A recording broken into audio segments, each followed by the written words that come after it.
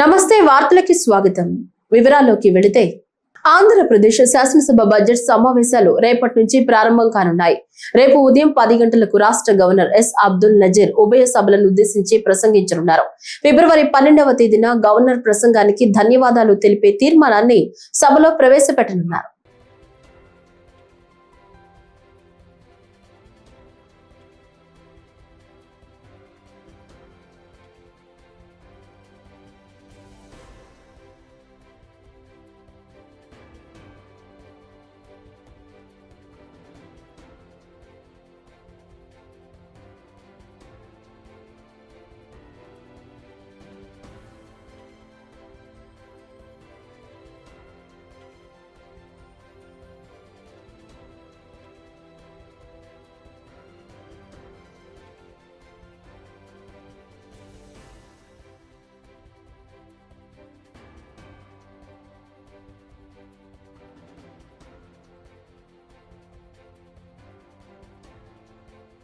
నంద్యాల జిల్లా శ్రీశైలంలో మహాశివరాత్రి బ్రహ్మోత్సవాలు వైభవంగా జరుగుతున్నాయి.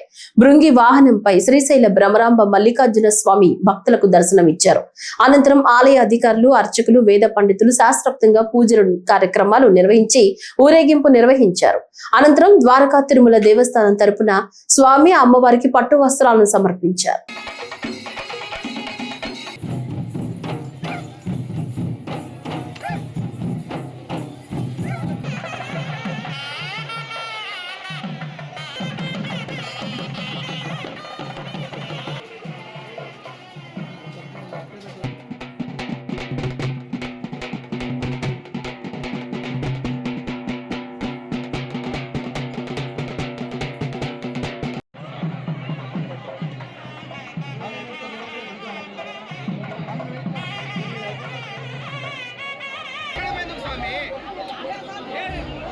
గ్రామాలను చల్లగా చూసి గ్రామ దేవతల కరుణామృత చూపులే ఎంతో మహిమాన్వితంగా భక్తులు భావిస్తారు.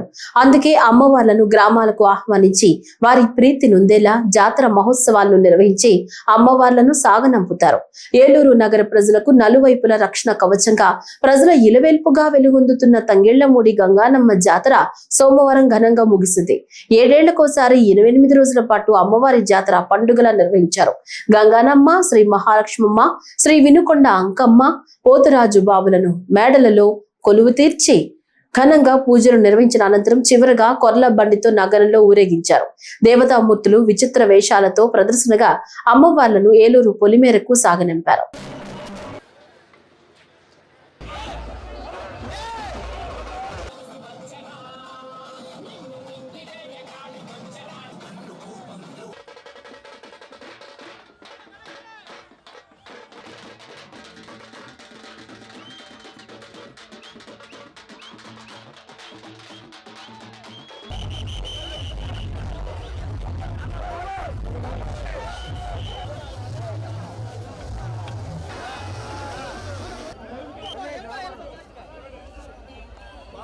విజయవాడ గుణదలలో జరుగుతున్న లూర్దు మాత ఉత్సవాలు 2వ రోజు ఘనంగా జరుగుతున్నాయి.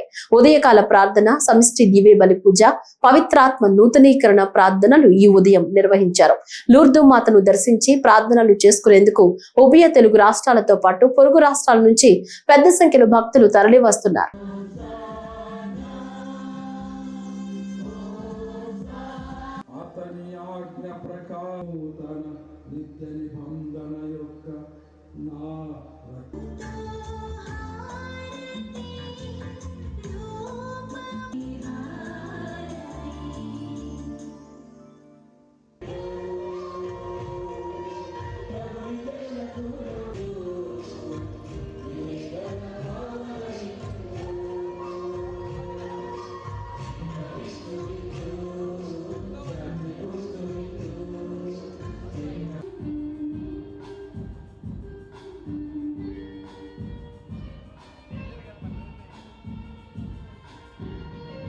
వందే మాతర గేయం స్ఫూర్తిని ప్రజలకు చాటి చెప్పడం అభినందనీయమని చీరాల శాసనసభ్యుడు మద్దులూరి మాలకొండయ్య అన్నారు. వందే మాతర గేయం 150 సంవత్సరాలు పూర్తి చేసుకున్న సందర్భంగా జనవరి 28న పశ్చిమ బెంగాల్ నుంచి బయలుదేరిన సైకిల్ ర్యాలీ నిన్న బాపట్ల జిల్లా చీరాలకు చేరింది. చీరాలలో ఈ బృందానికి స్థానిక శాసనసభ్యులు మద్దులూరి మాలకొండయ్య ఆహ్వానం పలికారు. ప్రజలలో దేశభక్తిని నింపేలా సైక్లిస్టులు చేస్తున్న కృషిని ఆయన కొనియాడారు. సైకిల్ తన్ 2026 ఈ రోజు వస్తున్నటువంటి దాదాపు సిఎస్ఎఫ్ బృందం దాదాపు 130 మంది ఈ రోజు మన చీరాల పట్టణానికి రావడం వస్తున్నారు. ముందుగా వాళ్ళందరికీ స్వాగతం, సుస్వాగతం. ఇది గొప్ప యాత్ర. భారతదేశానికే పొంది తెచ్చినటువంటి విధంగా ఈ రోజు వందే మాతరం అనేటువంటి నినాదంతో మన యొక్క జాతీయ జెండాను పట్టుకొని ఎంతో కష్ట నష్టాలకు ఓర్చి కోల్కతా నుంచి ఇక్కడికి రావడం అంటే దాదాపు ఎంత కష్టం అనేది మనం ఆలోచించాలి. ఖచ్చితంగా కొచ్చిన్ వరకు ఏ రకమైన ఇబ్బంది లేకుండా వెళ్లాల్సిందిగా మనస్ఫూర్తిగా వీళ్ళని నేను దీవిస్తూ కోరుకుంటున్నాను. చాలా గొప్ప సాహసాన్ని ఈ రోజు వీళ్ళు చేసి మన జాతికి గుర్తింపు తీసుకొచ్చారు, గొప్పతనాన్ని తీసుకొచ్చారని చెప్పేసి ఈ సందర్భంగా మీ అందరూ కూడా తెలియజేస్తున్నాను. నేను అభినందనలు తెలియజేసుకుంటున్నాను. చీరాల్లో వారికి ఈ రోజున మా యొక్క పిల్లలు వాళ్ళందరూ కూడా వాళ్ళకి స్వాగతం పలికారు. కాబట్టి వాళ్ళ యాత్ర దిగ్విజయంగా జరగాలని.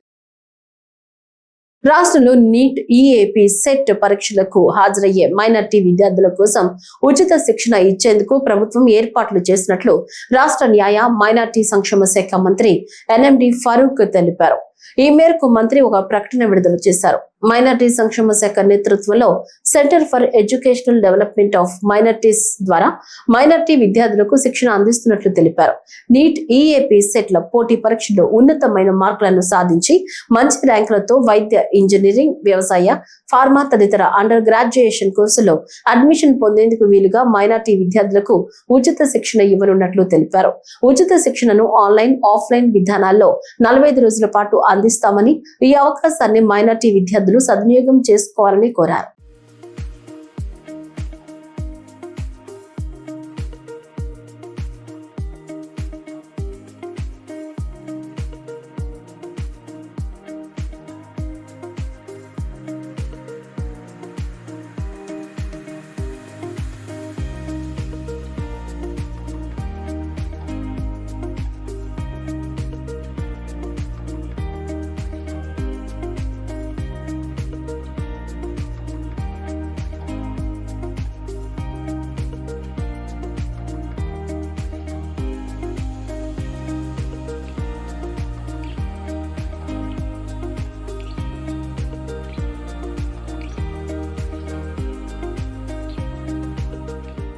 ప్రయాణికుల సౌకర్యార్థం కాచిగూడ, నర్సాపురం రేపు ప్రత్యేక రైలు నడపనున్నట్లు దక్షిణ మధ్య రైల్వే అధికారులు తెలిపారు.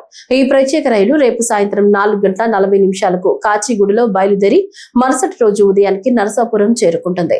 ఈ రైలు మార్గ మధ్యంలో మల్కాజిగిరి, చెర్లపల్లి, నల్గొండ, మిర్యాలగూడ, గుంటూరు, విజయవాడ, గుడివాడ, ఆకివీటు, భీమవరం టౌన్, పాలకొల్లు స్టేషన్లలో ఆగనున్నాయి.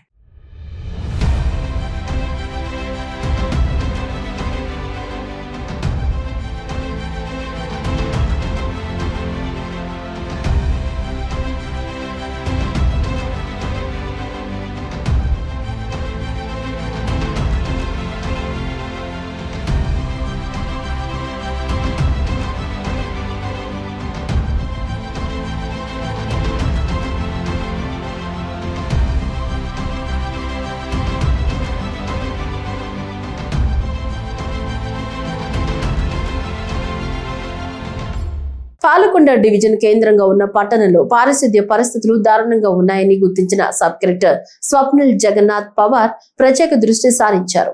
కాలువల్లో పేరుకుపోయిన చెత్త, పూడిక తీయకపోవడం, రోడ్లపై చెత్త పేరుకుపోవడం వంటి సమస్యలపై ఆయన అసహనం వ్యక్తం చేశారు. వెంటనే చర్యలు చేపట్టాలని నగర పంచాయతీ సిబ్బందిని ఆదేశించారు.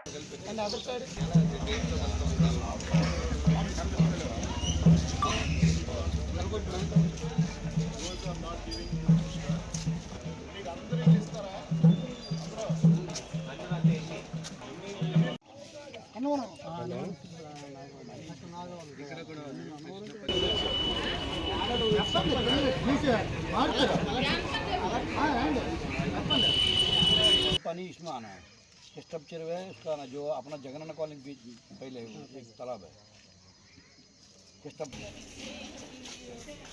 सर, ఎక్కడ బ్లాక్ ఉంటే అక్కడ మాత్రమే తీసుకున్నారు. టోటల్ క్లీన్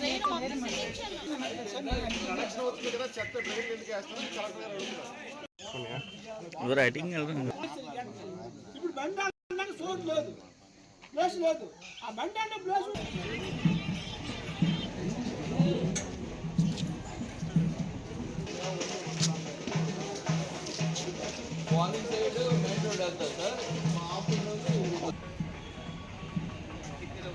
మహాశివరాత్రి బ్రహ్మోత్సవాలకు సర్వం సిద్ధమైంది. నేటి నుంచి 13 రోజుల పాటు అత్యంత వైభవంగా మహాశివరాత్రి బ్రహ్మోత్సవాలను నిర్వహించనున్నారు. బ్రహ్మోత్సవాలకు వచ్చే సామాన్య భక్తులకు పెద్దపీట వేసే విధంగా ఏర్పాట్లు చేసినట్లు ఈవో బాపిరెడ్డి, పాలక మండలి చైర్మన్ కొట్టే సాయిలు తెలిపారు. భక్తుల రద్దీ దృష్ట్యా ఆలయంలో విశాలమైన క్యూ లైన్లు ఏర్పాటు చేశామన్నారు. మహాశివరాత్రి వేడుకలకు దేవాదాయ శాఖ నుంచి 6 కోట్ల రూపాయల నిధులు కేటాయింపు జరిగిందని, నూతన విద్యుత్ లైట్లు, రంగురంగుల విదేశీ పూలతో ఆలయం మొత్తం అలంకరించినట్లు చెప్పారు. ఈ రోజు సాయంత్రం శివయ్య తొలి భక్తుడు కన్నప్పకు తొలి ఆహ్వానం పలుకుతూ కన్నప్ప ఆలయంలో ధ్వజారోహణం శాస్త్రోక్తంగా నిర్వహిస్తామని, రాత్రి 8 గంటలకు అంకురార్పణ జరుగుతుందన్నారు. నేటి నుంచి 13 రోజుల పాటు ఆలయంలోని అన్ని ఆర్జిత సేవలు రద్దు చేస్తున్నామని, మహా ఆలయం లోపల నిర్వహించే ప్రత్యేక 2,500, 5,000 రూపాయల రాహుకేతు పూజల సేవలను 13 రోజుల పాటు రద్దు చేస్తున్నట్లు ఈవో తెలిపారు. ఎమ్మెల్యే బొజ్జల సుధీర్ రెడ్డితో కలిసి ఆలయ చైర్మన్, ఈవోలు క్యూ లైన్లను పరిశీలించారు.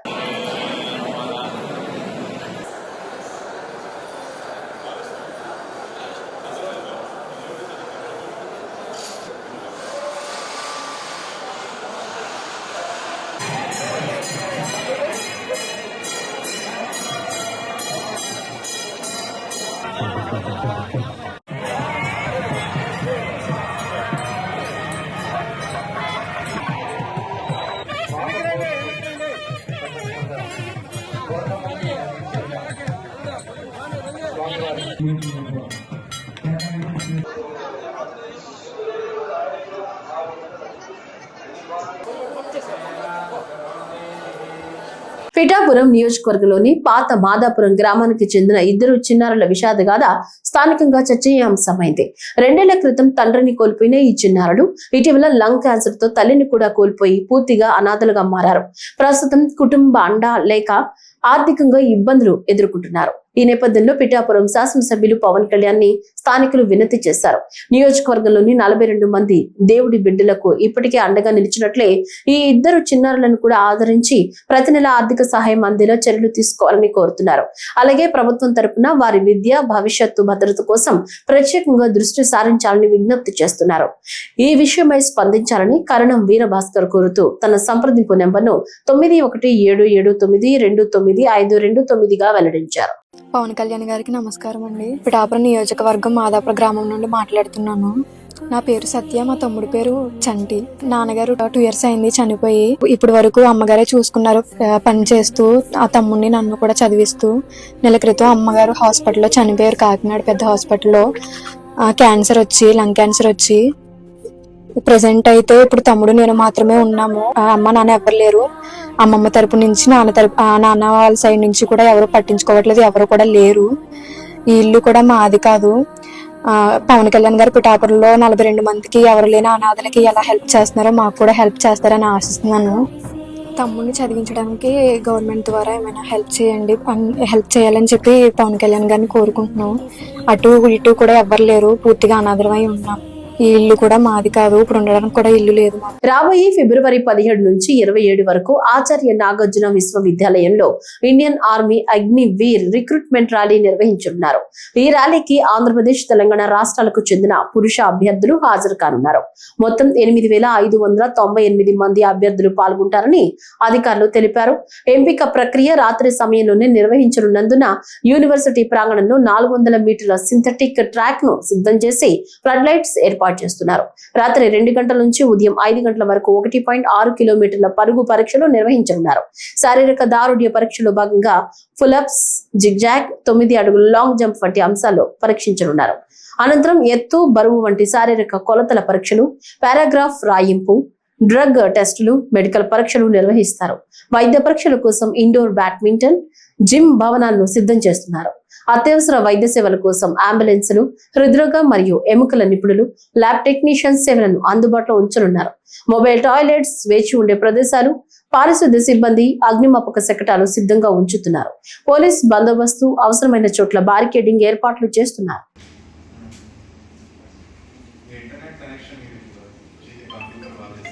that time also your team can be there. Yesterday, one official came from the education department. Record assistant, RJDC. I will share it with you. So my point is from like from 13 onwards, whatever is happening, it should be covered. Yes, sir. Any information, how many people are if they are any on 16 micro and I will.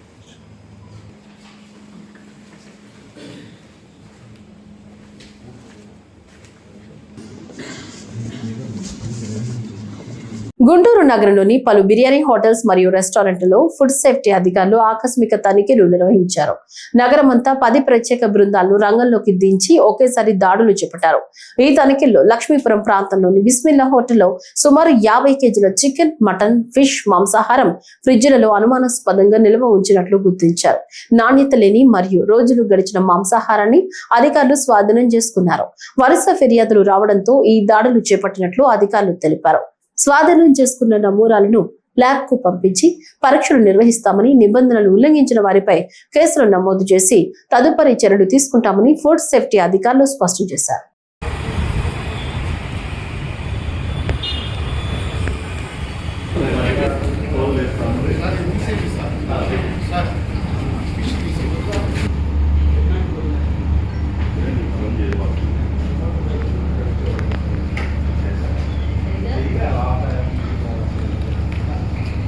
Mask పట్టురమ్మ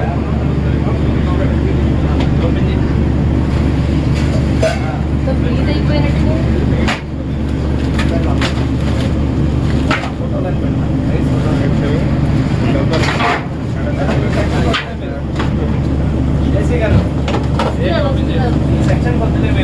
అదే అదే బయటికి వెళ్ళిపోతాను కూడా చూడలేవు.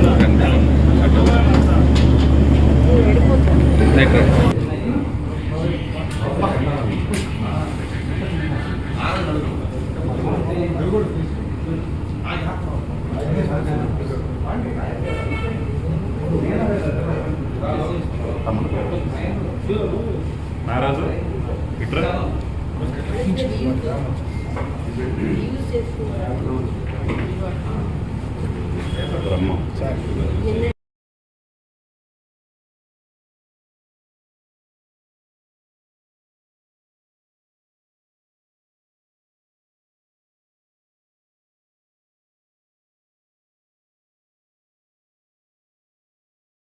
టీటీడీకి 1.5 కోట్లు ఆదా చేసేలా నూతన బయోగ్యాస్ ప్లాంట్ ఉత్పత్తి మే నెల నుంచి ప్రారంభం కానుందని టీటీడీ చైర్మన్ బిఆర్ నాయుడు తెలిపారు.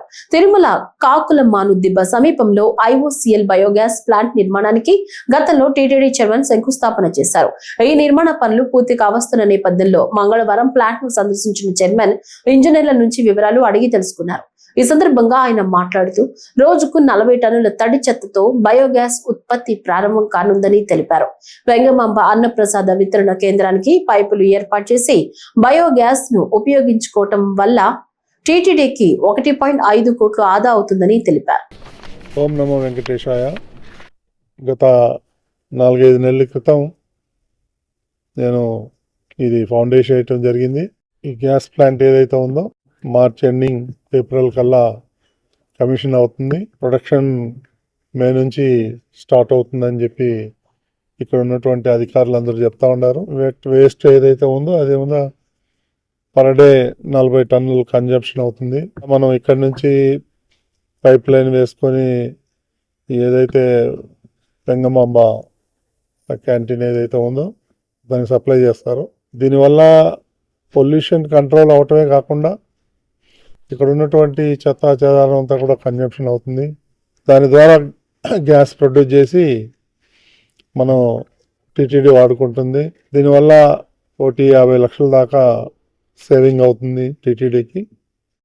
త్వరగా దీన్ని ప్రారంభించాలని చెప్పేసి నేను ఇక్కడ చేస్తున్నటువంటి ఇంజనీర్లందరినీ కూడా కోరటం జరిగింది. ఓం నమో వెంకటేశాయ. కడప జిల్లా రాజంపేట మండలంలోని అత్తిరాల ప్రధాన ఆలయ సమీపంలో మహాశివరాత్రి సమీపిస్తున్న వేళ మహాశివునికి మహాపచారం జరిగింది. శివలింగం, అమ్మవారి విగ్రహాలు చెత్తకుప్పలో దర్శనమిచ్చాయి. దీనిపై సర్వత్రా విమర్శలు వెల్లువెత్తుతున్నాయి. డబ జిల్లా రాజంపేట మండలం పరిధిలోని అత్తిరాల ప్రధాన ఆలయ సమీపంలో మహాశివరాత్రి సమీపిస్తున్న వేళ మహాశివునికి మహాపచారం జరిగింది. ప్రాచీన చరిత్ర కలిగిన ఆలయ గర్భగుడి సమీపంలో శివలింగం, అమ్మవారి విగ్రహాలు చెత్త కుప్పల్లో దర్శనం ఇవ్వడంతో భక్తులు తీవ్ర ఆవేదన వ్యక్తం చేశారు. ఎక్కడో శివలింగానికి, అమ్మవారి విగ్రహానికి పూజలు చేసినన్ని రోజులు చేసి భక్తితో అలంకరించి చివరికి ఇలా చెత్త కుప్పలో పడేయడమా అంటూ ఆవేదన వ్యక్తం చేస్తున్నారు. ఆలయ సమీపంలో ఇలా జరిగిన ఆలయ ఈవో, చైర్మన్, నిర్వాహకులు పట్టించుకోవడం లేదనే ఆరోపణలు వినబడుతున్నాయి. పవిత్ర స్థలంలో ఇటువంటి ఘటనపై తక్షణం చర్యలు తీసుకోవాలని భక్తులు డిమాండ్ చేస్తున్నారు.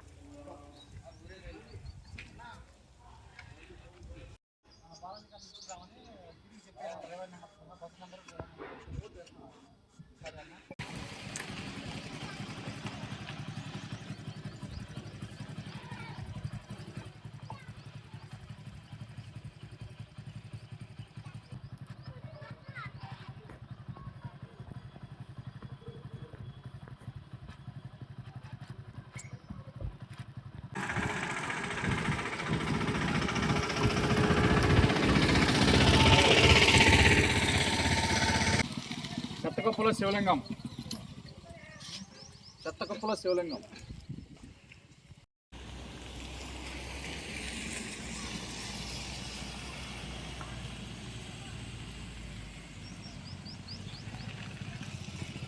ప్రస్తుతం ఉన్న పరిస్థితుల్లో విద్యార్థులకు చదువు ముఖ్యమని, అది శిక్ష కాకూడదని Yogi Vemana university VC doctor Rajasekhar అన్నారు.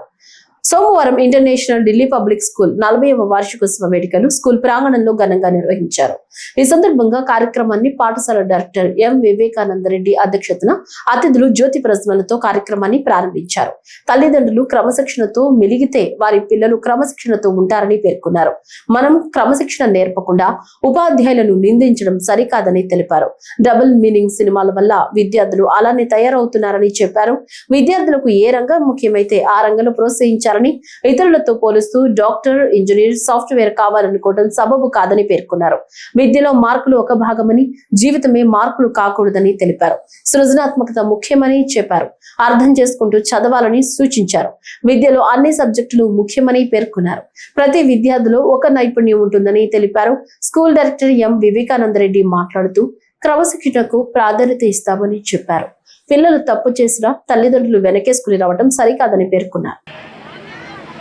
Pampering our children, don't touch them, don't hurt them, don't hurt their feelings. We are coming from a very rich community. We have got lot of traditions that our children are very great than the school, than the culture, than the discipline. This is one problem we are facing every day, every second in the classroom. So I did my +2 and I joined my engineering in the year 1986. So down the line 40 years.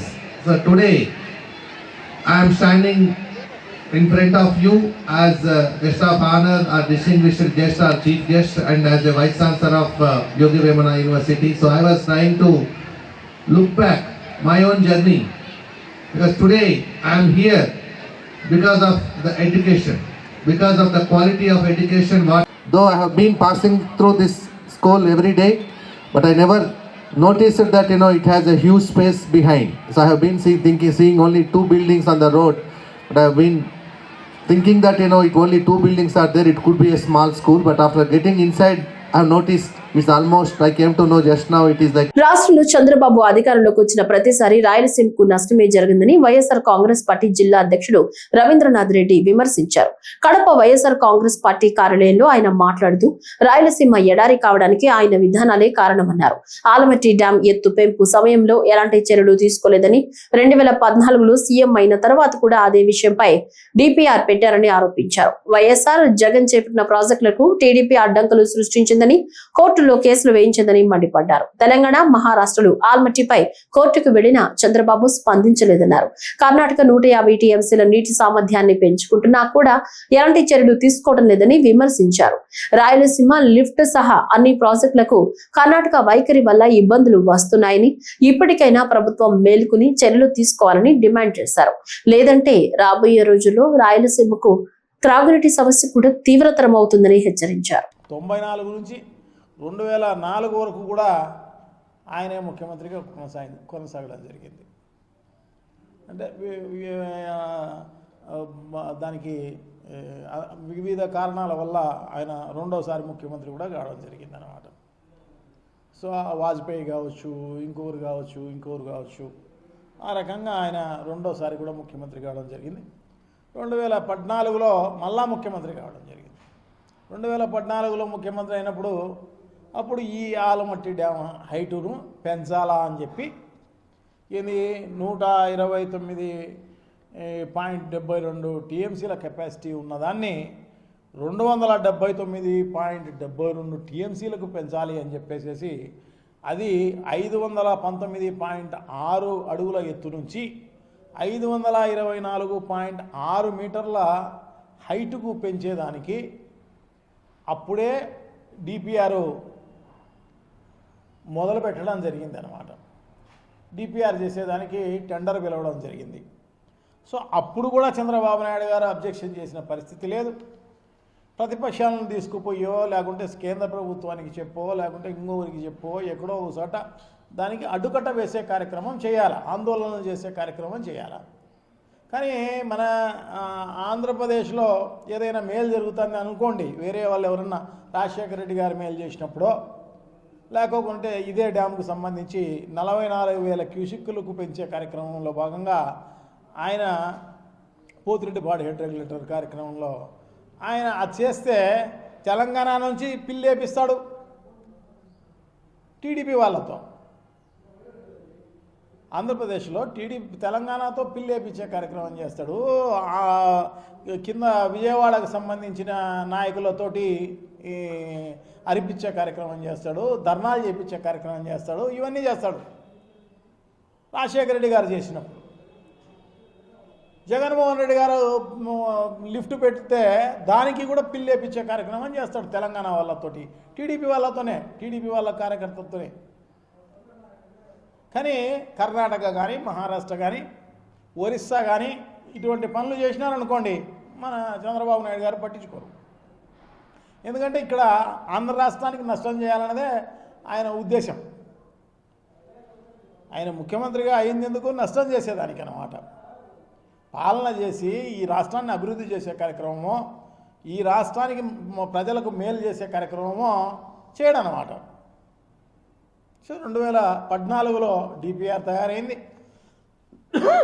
దాని అంచనాల మేరకే 87,818 కోట్ల రూపాయలు భూసేకరణకైతేనేమి, దాని తర్వాత పునరావాస కల్పనకైతేనేమి. So దీనికోసము green signal ఇప్పుడు ఇవ్వడం జరిగింది. అప్పుడు డిపిఆర్కు టెండర్ పిలిస్తే అది ఈ రోజుకు మళ్ళీ చంద్రబాబు గారు ముఖ్యమంత్రిగా ఉండగా మళ్ళా అది ఇప్పుడు గ్రీన్ సిగ్నల్ ఇచ్చే కార్యక్రమం జరుగుతుంది అన్నమాట. సో దీనివల్ల ఏమవుతుంది, 129.72 టీఎంసీల కెపాసిటీ కలిగిన ఆలమట్టి డ్యాము ఇప్పుడు ఉన్నది. సో అది 279.72 టీఎంసీలకు చేరుకుంటుంది. అంటే 150 టీఎంసీలు కెపాసిటీ పెంచే కార్యక్రమం చేస్తున్నా కూడా కర్ణాటక ప్రభుత్వం దానిపైన ఏమాత్రం చర్యలు లేవు, ఏమాత్రం దాని గురించి పట్టించుకున్న పరిస్థితి లేదు. తెలంగాణ, దాని తర్వాత మహారాష్ట్ర ఇవి సుప్రీంకోర్టులో అన్న సవాల్ చేయడం జరిగింది దీనిపైన. ఆంధ్ర రాష్ట్రం మాత్రం పట్టించుకున్న పరిస్థితి లేదు. సవాల్కి సుప్రీంకోర్టులో అప్పీల్ చేసిన పరిస్థితి లేదు, బయట ఆందోళనలు చేసి ఆపే పరిస్థితి లేదు, పిల్లు అవి ఇవి వేసే కార్యక్రమం చేసి ఆపే పరిస్థితి లేదు. ఎన్జిటి కానీ ఇంకో చోట కానీ దానిపైన అబ్జెక్షన్ చెప్పి కడప నగరపాలక సంస్థ సర్వసభ్య సమావేశం ప్రశాంతమైన వాతావరణంలో ముగిసింది. మేయర్ పాక సురేష్ అధ్యక్షతన జరిగిన ఈ సమావేశంలో అజెండాలోని అన్ని అంశాలపై పాలక మండలి విస్తృతంగా చర్చించింది. నగరపాలక సంస్థ కార్యాలయంలో జరిగిన చివరి సర్వసభ్య సమావేశంలో మొత్తం 65 అంశాల్లో మెజారిటీ కార్పొరేటర్లు 13, 18వ అంశాలను తిరస్కరించారు. ముఖ్యంగా పీపీపీ విధానంలో కార్పొరేషన్ ఆస్తులను ప్రైవేట్ వ్యక్తులకు అప్పగించే ప్రతిపాదనకు సభ్యులు వ్యతిరేకత వ్యక్తం చేశారు. గత 18 నెలలుగా కుర్చీ వివాదం కారణంగా సమావేశం జరగకపోవడంతో అనేక ప్రజా సమస్యలు పెండింగ్ లోనే ఉన్నాయని తెలిపారు. పీపీపీ విధానానికి మేము వ్యతిరేకమని, కార్పొరేషన్ ఆస్తులను అప్పగించే ప్రతిపాదనను తిరస్కరించామని స్పష్టం చేశారు. బీపీఎస్, ఎల్ఆర్ స్కీమ్ల ద్వారా వచ్చిన నిధులు విజయవాడకు వెళుతున్నాయని, చెత్త పన్ను రద్దు వల్ల కార్పొరేషన్ పై అదనపు భారం పడిందని పేర్కొన్నారు. వాళ్ళ యొక్క డివిజన్ అవసరాల పూర్తిగా చెప్పడం జరిగింది. అలాగే ప్రస్తుతం గత 2-3 రోజులుగా ఏదైతే ఈ పీపీపీ మోడ్లో ఏవైతే నేక్నామ్ కళాక్షేత్రము, అలాగే Ambedkar Bhavan, YSR auditorium, world municipality గురించి అజెండాలో పెట్టారో దానిని మా గౌరవ పాలకవర్గ సభ్యులందరూ కూడా ముక్త కంఠంతో వ్యతిరేకంగా తీర్మానం చేయడం జరిగింది. అంతేకాకుండా రాబో కాలంలో కూడా వాటిని ఎప్పుడూ కూడా ప్రైవేట్ పరం చేయకూడదు. అవసరమైతే మన కడప నగరపాలక సంస్థ నిధులతోనైనా కానీ లేదా ప్రభుత్వ నిధులతోనైనా కానీ వాటిని మెయింటైన్ చేయాలని చెప్పేసి కూడా ఏకవాక్య తీర్మానం చేయడం జరిగింది. అంతేకాకుండా దాదాపుగా గడిచిన కొద్ది నెలలుగా కడప నగరపాలక సంస్థ యొక్క ఆర్థిక పరిస్థితి సవివరంగా చర్చించడం జరిగింది. ఏమంటే ఇక్కడ మనకు పన్నుల రూపంలో వస్తున్న నిధులు తప్ప ప్రభుత్వం నుంచి ఎటువంటి సపోర్టు మన నగరపాలక సంస్థకు రాకపోగా మనకు రావాల్సినటువంటి ఈ స్టాంపు డ్యూటీ 1,50,00,000 రూపాయలు ప్రతి సంవత్సరము 33 నెలల నుంచి కూడా మన నగరపాలక సంస్థ అకౌంట్లోకి డిస్ట్రిక్ట్ లిస్ట్ నుంచి జమ కావడం లేదని చెప్పేసి, అలాగే అమృత్ కింద మనకు కేటాయించిన దాంట్లో దాదాపుగా 17 కోట్ల రూపాయల నిధులు ఎక్కడ ఉన్నాయో వాటి పరిస్థితి ఏ విధంగా ఉందో ఆగమ్యగోచరంగా ఉందని చెప్పేసి చర్చించడం జరిగింది. దాంతోపాటు ఏదైతే మన బీపీఎస్ బిల్డింగ్ అప్లికేషన్ ఫీజు అయితేనేమి, BPL, LRS and BPS scheme సంబంధించిన అమౌంట్లు మన నగరపాలక సంస్థ నుండి ప్రజలు కట్టినటువంటి ఆ డబ్బులు మనం విజయవాడకి వెళ్తున్నాయి తప్ప అక్కడి నుంచి కార్పొరేషన్కు రియంబర్స్మెంట్ కావడం లేదని, అలాగే గడిచిన 18 నెలలుగా గతంలో మనం చెత్త పన్ను వసూలు చేసే కార్యక్రమం చేసి క్లాప్ ఆటోస్ ప్రోగ్రాం పెట్టి క్లాప్ ద్వారా వాటిని వసూలు చేసే కార్యక్రమం చేస్తున్నాము. కానీ ఈ ప్రభుత్వం వచ్చిన తర్వాత చెత్త పన్ను రద్దు చేయడం వల్ల ప్రజలు మేలుపడినారు తప్ప కానీ నగరపాలక సంస్థకు దాదాపుగా ఈ క్లాప్ ప్రోగ్రాం ద్వారా 95 ఆటోలు తిప్పి వాళ్ళకి 2 లోడర్సు అలాగే డ్రైవర్సు డీజిల్స్ ఖర్చుతో సుమారుగా 15 కోట్ల రూపాయలు అడిషనల్గా మన కార్పొరేషన్కు బర్డెన్ పడే పరిస్థితి ఉంది. ప్రొద్దుటూరు పట్టణంలోని ప్రధానంగా మౌలిక సదుపాయాల కల్పనకు కృషి చేస్తున్నామని ఎమ్మెల్యే వరదరాజుల రెడ్డి పేర్కొన్నారు. పొట్టిపాడు రోడ్డు నిర్మాణ పనులకు ఎమ్మెల్యే భూమి పూజ చేశారు. సుమారు 3.75 కోట్ల నిధులతో పొట్టిపాడు రోడ్డు నుంచి రాజుపాలెం మండలం ఆర్కట్ట వేముల వరకు మొత్తం 7.60 కిలోమీటర్ల నిర్మాణం పనులు చేయనున్నట్లు చెప్పారు. ఈ సందర్భంగా ఎమ్మెల్యే మాట్లాడుతూ కూటమి ప్రభుత్వం ఏర్పడిన తర్వాత నియోజకవర్గంలో ఇప్పటికే 75 కోట్ల రూపాయలతో పలు అభివృద్ధి పనులకు శ్రీకారం చుట్టామని తెలిపారు. పంచాయతీరాజ్ రోడ్ల అభివృద్ధి కోసం డిప్యూటీ సీఎం పవన్ కళ్యాణ్ ను కలిసి వినతి పత్రం అందజేశామని, త్వరలోనే మరిన్ని నిధులు విడుదలయ్యే అవకాశం ఉందని ఆయన స్పష్టం చేశారు. ఈ కార్యక్రమంలో మాజీ ఎంపీ రాఘవరెడ్డి, రాజుపాలెం మాజీ జెడ్పీటీసీ సభ్యులు పాల్గొన్నారు. 3.5 కోటి, అదే మాదిరిగా చాగల్మరి టు కొరపాడు రోడ్డుకు 5,34,00,000 రూపాయలు, మార్కెట్ వేమలకు ఇందాక చెప్పిన 3.75, improvement rate Mypadu to Nellore Bombay road, అది ఆర్టీసీ బస్ స్టాండ్ కాడ నుంచి అది ఇప్పుడు బైపాస్ జరుగుతుంది. ఆ పని కూడా రిలయన్స్ దగ్గర నుంచి ఎర్రగుంట వరకు జరుగుతుంది. దానికి కూడా 5 కోట్ల రూపాయలు. సినియప్ కాడ నుంచి బైపాస్ రోడ్డు దానికి 5,26,00,000 రూపాయలతో construction of new works from premises second additional district కోర్టులో జరుగుతుంది. దానికి కూడా 1,04,00,000 రూపాయలతో జరుగుతుంది. ఇవన్నీ కాక ఇప్పుడు మన ఆర్టీబీపీకి పోయే రామేశ్వరం దగ్గర నుంచి ఆర్టీపీ పోయే రోడ్డు గతంలో మొదలుపెట్టినప్పటికీ కూడా అయితే పూర్తిగా కంప్లీట్గా కాలే. ఇంకా దాంట్లో కొంత ల్యాండ్ ఎక్వేషన్ పెండింగ్ ఉంది. గవర్నమెంట్ ల్యాండ్, ఫారెస్ట్ ల్యాండ్ కూడా అక్కడ కలిసి ఉంది. కాబట్టి ఫారెస్ట్ ల్యాండ్ వాళ్ళు వాళ్ళని పర్మిషన్ తీసుకొని మమ్మల్ని రోడ్డు వేసుకోమని చెప్పి వాళ్ళు ఆక్షేపణ చేస్తున్నారు. అందుకోసం మన ఆర్ఎన్బి, ఫారెస్ట్, రెవెన్యూ వాళ్ళతో మీటింగ్ పెట్టి ప్రపోజల్స్ కూడా పంపించడం జరిగింది. ఆ ప్రపోజల్స్ వచ్చిన తర్వాత రోడ్డు పూర్తి స్థాయిలో చేయడం జరుగుతుంది. దానికి కూడా 52,60,00,000 రూపాయలు ఆ బ్రిడ్జికి కూడా మంజూరు చేసి చేయడం జరిగింది. అది ముందుగా మొదలుపెట్టినప్పటికీ కూడా కంప్లీషన్ అనేది ఇప్పుడు మాత్రమే అయింది. ఇంకా అది మామూలుగా రోడ్డు, అర్త్ రోడ్డు ఇవన్నీ పెండింగ్ ఉన్నాయి కాబట్టి అవి కూడా చూడడం జరుగుతుంది. కూటమి ప్రభుత్వం వచ్చిన తర్వాత ఇప్పటికి 26 ఒక 52 ఎంత అవుతుంది 72 కోట్ల రూపాయలతో రోడ్డు పనులు చేపట్టడం జరిగింది. ఇంకా కొన్ని రోడ్ల పనులు కొత్తగా మంజూరయ్యి పంచాయతీరాజ్కు సంబంధించి కూడా ఇవన్నీ ఓన్లీ ఆర్ఎన్బినే. పంచాయతీరాజ్ రోడ్డుకు సంబంధించి కొత్తగా మనం పవన్ కళ్యాణ్ గారికి ప్రతిపాదనలు ఇచ్చినాము. ఆయన కూడా కొన్ని రోడ్లు మంజూరు చేయడం జరుగుతుంది. ఇంకా ఇవన్నీ ఇంకా జీవోలు రాలే కాబట్టి వచ్చిన తర్వాత పొద్దుటూరు అన్ని రకాల ఈ 5 సంవత్సరాల రోడ్ల విషయంలో అదే మాదిరిగా మైదుకూరు రోడ్డు 100 అడుగులను పెంచుతున్నాము. రిలయన్స్ దగ్గర నుంచి వాసవి సర్కిల్ వరకు అది రోడ్డు చేస్తున్నాము. ఒకటి రాజీవ్ సర్కిల్ నుంచి పొరపాటు రోడ్డు, ఇది ఒక రోడ్డు, 4 రోడ్లను పొద్దుటూరు టౌన్ నుంచి విస్తరణ చేసి బయట ప్రాంతాలకు సులభంగా పోయేంత వసతులు కల్పించడం జరుగుతూ ఉంది. కడప జిల్లా జమ్మలమడుగు మండలం అంబవరం క్రాస్ వద్ద రోడ్డు ప్రమాదం చోటు చేసుకుంది. ఈ రోజు ఉదయం రైల్వే కోడూరు నుంచి కన్యతీర్థానికి వచ్చిన టూరిస్ట్ బస్సు రోడ్డు ప్రమాదానికి గురైంది. కోడూరు నుంచి పర్యాటకులు కన్యతీర్థం వెళ్లేందుకు టూరిస్ట్ బస్సులో వచ్చారు. ఆ తర్వాత రంగనాయకుల కోనకు బయలుదేరి వెళుతుండగా మార్గ మధ్యంలో అంబవరం క్రాస్ రోడ్డు దగ్గర బస్సు బోల్తా పడినట్లు బస్సులోని పర్యాటకులు తెలిపారు. ఈ ఘటనలో బస్సులో 40 మంది ఉండగా 10 మందికి గాయాలయ్యాయి. క్షతగాత్రులను జమ్మలమడుగు ప్రభుత్వ ఆసుపత్రికి తరలించారు.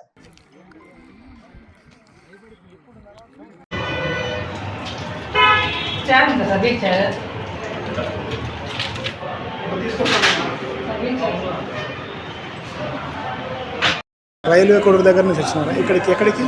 కన్యతీర్థం చూసుకొని భోజనం చేసుకొని ఆలూరు రంగనాయక స్వామి కోణం పోవాలని ఏలా భోజనం చేసుకొని వస్తా ఉన్నాము.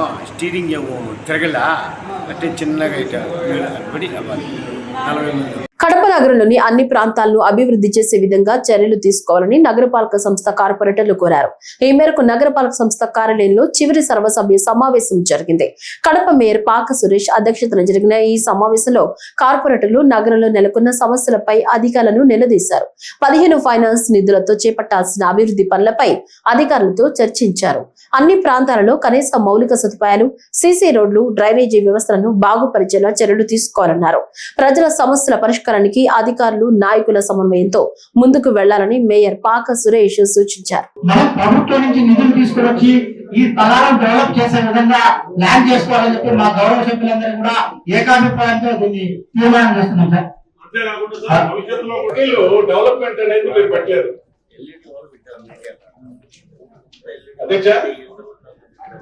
పెట్టడంతో వాహనంలో అసౌకర్యంగా ఉన్నదని మరియు ప్రభుత్వ జీవోఎంఎస్ నెంబర్ 39 విస్తరింపజేయాలని ఏర్పాటు చేయని విషయమై ఈ కింద విషయాలు జనరల్ వారి సుమూలంగా సమర్పించడమే సార్.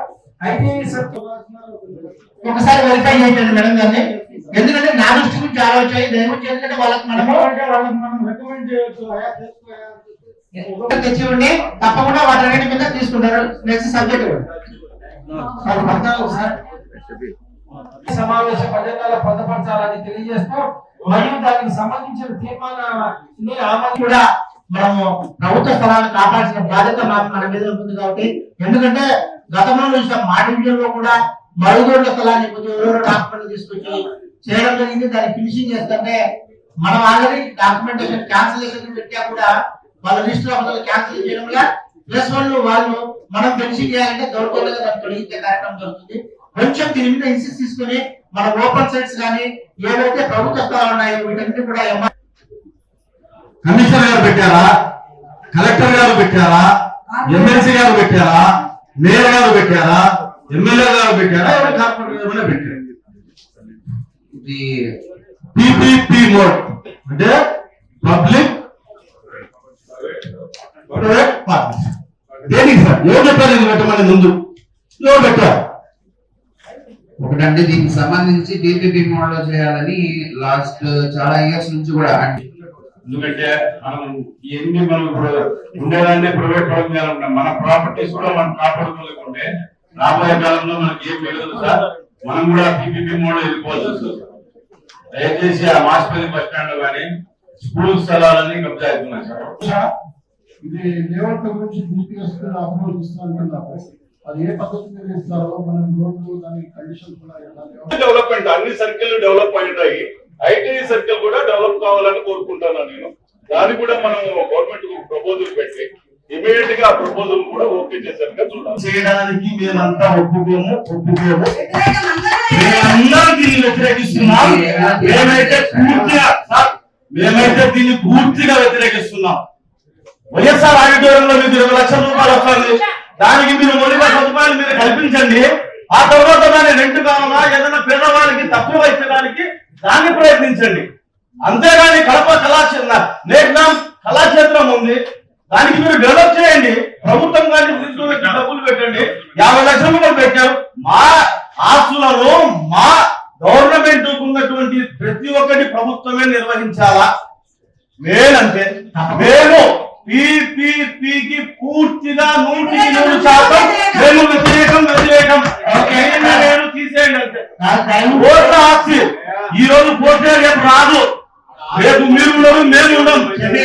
బాగా బాధపడేది మా భారత పౌరుల బాధపడుతుంది. ప్రపోజల్స్ మాట్లాడండి. ఎవరైనా సరే ఎవరు పెట్టినా సరే దయవుంది సార్, ఎందుకంటే కావాలి. ఫస్ట్ దీని క్వశ్చన్ ఇచ్చిన తర్వాత జవాబు, ఆ తర్వాత మీరు మాట్లాడండి. నేను చెప్పే ఆన్సర్ వినండి, నేను చెప్పేది ఏంటో చెప్తాను. లేదు, ఇన్కమ్ రావట్లేదు, అది బాధపడిపోతున్నాయి, పాడుపడిపోతున్నాయి కూడా. వైఎస్ఆర్ ఆడిటోరియం కావచ్చు, కళాక్షేత్రం కావచ్చు, మన రిమ్స్ వాళ్ళు మనకి ఇచ్చిన ల్యాండ్ కావచ్చు, ఇవన్నీ కూడా ఓల్డ్ బస్ స్టాండ్ కూడా వీటికి సంబంధించే ఆల్రెడీ ఒక 2 తీర్మానం చేయడం జరిగింది జనరల్ బాడీలో, సేమ్ జనరల్ బాడీ. ఆ 2 సబ్జెక్ట్స్ కి అదనంగా వీటిని పెట్టడం జరిగింది. ఎందుకు అని అంటే వేస్ట్ అయిపోతా ఉన్నాయి ల్యాండ్స్ అక్కడ. మనం కరెంట్లీ మనకున్న ఫైనాన్షియల్ స్టేటస్ లో వాటిని మనము ఒక కొత్త బిల్డింగ్ కట్టడం అన్ని కోట్లు పెట్టి చేయలేము. కాబట్టి ప్రైవేట్ వాళ్ళకి ఇచ్చినప్పుడు అది ల్యాండ్ ఎప్పటికీ మనదే, అలాంటి ఎక్కడికి పోదు. కేవలం అవన్నీ కూడా ప్రతి ఒక్కరూ సేవాభావాన్ని అవలంబించుకోవాలని పులివెందుల టీడీపీ జెడ్పీటీసీ మారెడ్డి లతారెడ్డి పేర్కొన్నారు. పులివెందుల నియోజకవర్గ టీడీపీ ఇన్ఛార్జ్ బీటెక్ రవి జన్మదినం సందర్భంగా వేంపల్లిలో పలు సేవా కార్యక్రమాలు నిర్వహించారు. వేంపల్లిలో టీడీపీ నాయకులు ఏర్పాటు చేసిన రక్తదాన శిబిరంలో పులివెందుల జెడ్పీటీసీ మారెడ్డి లతారెడ్డి పాల్గొని ప్రారంభించారు. రక్తదానం చేసిన వారిని ఆమె అభినందించి అందుకు సంబంధించిన సర్టిఫికెట్లను రక్తదాతలకు అందజేశారు. ఈ సందర్భంగా ఆమె మాట్లాడుతూ అన్ని దానాల్లోకెల్లా రక్తదానం గొప్పదని చెప్పారు. అనంతరం వేంపల్లి 4 రోడ్ల కూడలిలో కార్యకర్తలు ఏర్పాటు చేసుకున్న బీటెక్ రవి జన్మదిన కేక్ ను ఆమె కట్ చేసి బీటెక్ రవికి జన్మదిన శుభాకాంక్షలు తెలిపారు. మనం చేసే పని నలుగురికి ఉపయోగపడే విధంగా ఉండాలి అని ఆయన ఆ మాటలు నిజం. నిత్యం ప్రజల్లో ఉంటూ పార్టీ కోసం అహర్నిశలు కృషి చేస్తూ ఉంటారు. ఆయన అడుగుజాడల్లో నడుస్తూ అంగు ఆర్భాటాలు లేకుండా పేదలకు అండగా ఉంటూ పలు మంచి కార్యక్రమాలు చేస్తూ కృషి చేస్తున్న మా పార్టీ కార్యకర్తలకు నాయకులకు నా హృదయపూర్వక ధన్యవాదములు.